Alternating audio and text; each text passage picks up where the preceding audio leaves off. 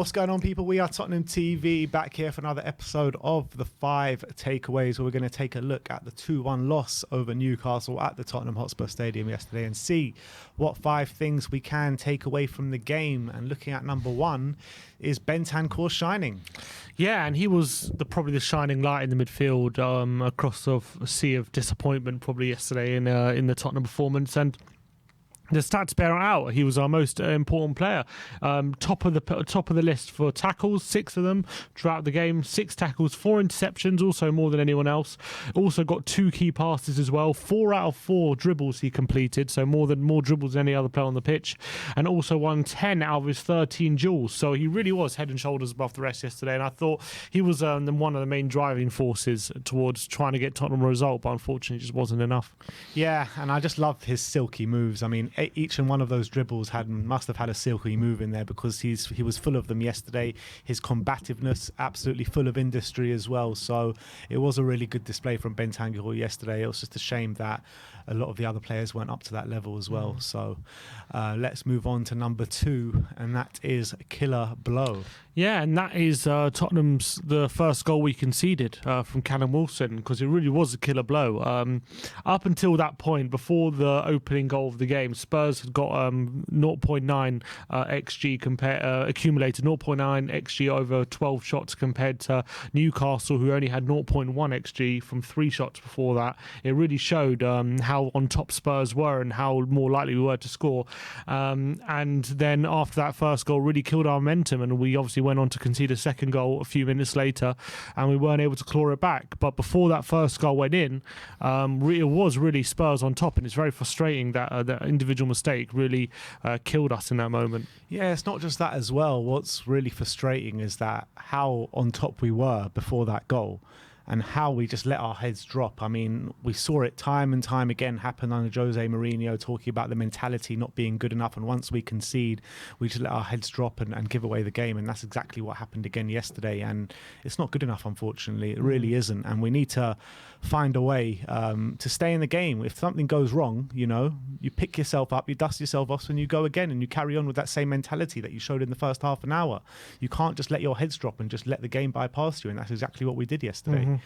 But let's move on to the 3rd takeaway, and that is poor second half. Yeah, and you're thinking coming into the second half, we're 2-0 down, that we're going to give it a right go and try and get back in the game. And to be fair, we did get the goal very early on the 54th minute, right beginning of the second half. And you think, okay, now Tottenham have got a good platform to go and get a result here. But after that goal we scored on the 54th minute, we only had another 3 shots during that whole second half, which is nowhere near enough to really ask questions of the back line.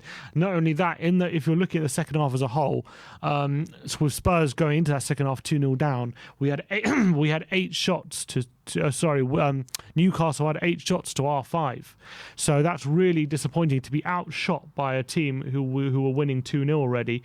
And you would think that would be the ones putting on the pressure, but actually after the goal, Newcastle looked more likely to score. Yeah, and it doesn't carry on a theme of what's been happening all season. We've usually been poor in first halves and really good in the second half. This time we were really good in the first half an hour and then poor for the rest of the game. And we just need to figure out a way how to play well for 90 minutes. I don't think we've done that once this season, have we? Maybe, yeah, maybe not. But it was just a very peculiar game where with the half we were better in, we were 2-0 down, and the half we were worse in, we won 1-0 up. Yeah. So it was very strange. Well, that's Tottenham Hotspur for you. We're a very strange football club. But let's move on to number 4, and that is TRIPPIER reminder. Yeah, and he came back. He came back to haunt us yesterday, Kieran Trippier, on his. I'm pretty sure that's his first game back against Spurs. I don't think he's played since he left, because he's been off in Spain. Atletico, yeah. And I think last season he was injured, so this is his first game back against us, and he really put in a good display. I think he was ended up getting man of the match. It was a brilliant game from Kieran Trippier. He had 1 key pass. He had 1 dribble, 4 tackles, 3 accurate crosses as well, with only Eric Dyer making more passes on the pitch than Kieran Trippier. And it was a timely reminder of what we had compared to what we have at right back. And we really are missing someone of Kieran Trippier's ability in that position. We really are. I mean, we chased him out of the club when he left that summer under Pochettino. And since then, we've had Serge Aurier, Emerson Royale, Matt Doherty, and now Jed Spence, who can't get a look in at the moment, and none of them are pretty much fit to lace his boots, to be honest. Yeah. And you know, sometimes you don't appreciate things until they're gone. You don't know what you got till it's gone. Exactly, and that's definitely the case with Kieran Trippier, Definitely. unfortunately. I'd love Trippier back. Unfortunately, not is what it is. Let's move on to the fifth and final takeaway, and that is missing Kulu. Yeah, and we really are missing him massively on the pitch right now. With the you can see that with the results when Kieran Trippier, when Kulusevski got Trippier on the mind. We have. When Kulusevski hasn't started, we've played 6 games, we've lost 3 of them. We score 1.1 goals a game, and we get only 1.5 points per game. When he has started, he's only started 6 games this season. We were unbeaten. We've scored 2.6 goals a game, and we get 2.3 points per game. So there's been a massive difference between our results when Kulusevski starts, when he doesn't start, and it shows what he brings to the team and how many more goals we score as well. We get nearly 1.5 more goals per game when Kulusevski's on the pitch. So he's a massive miss. Even when it's a front three of Richarlison's, Kane and Son, it's still not the same as when it's Kulusevski, and the sooner we can get him back the better. But it seems like he's definitely out for Wednesday, and maybe we're back for Saturday against Bournemouth, but no guarantees at the moment. Yeah, I mean, those stats are pretty damning, to be honest.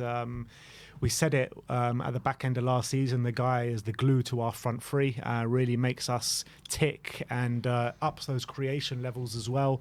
And now you're seeing that in your own eyes while he's not on the pitch. I mean, we're not looking good whatsoever, and we need to find a way to play without him, because at the moment it's not looking good. It really isn't. And hopefully now these 2 very difficult games are out the way, hopefully we can get the results against the likes of the Bournemouths and the Leeds, but we do have Liverpool in there as well. But look, we'll see what happens. When was the last time we started Kulusevski, that front three, Kulusevski, Kane and Son? Because then Richarlison had a run, didn't he, in the team in the front three? Did we play Kulu and Richarlison the same? We didn't, did we? No, I don't think so. Yeah, because Son dropped to the bench one game. Against Leicester. That was the last time he started. So 1-6-2.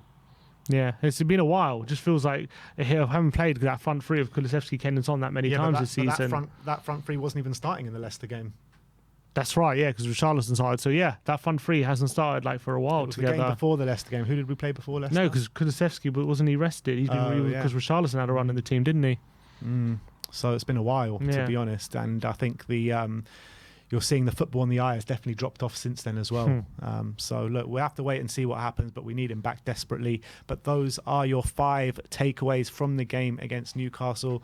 If you agree with what we say, let us know in the comments section below.